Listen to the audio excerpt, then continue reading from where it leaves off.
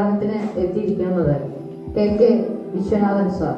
അദ്ദേഹം യോഗ സെപ്റ്റംബറിലാണ് നമ്മുടെ എല്ലാ കാര്യങ്ങളിലും മുന്നോട്ട് നിന്നിരുന്നു എന്ന് പുരാണങ്ങളിലൊക്കെ പറയുന്നുണ്ട്. പുറത്തേക്ക് വിടുന്നതും ശ്രദ്ധിക്കും. ഒരു ശ്വാസം ഉള്ളിലേക്ക് എടുക്കൂ, സാവധാനം പുറത്തേക്ക് വിടൂ.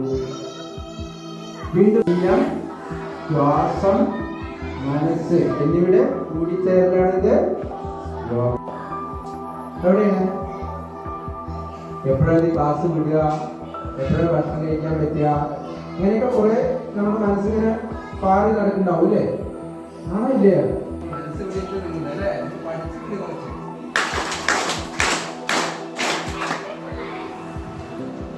Very good. എന്തായാലും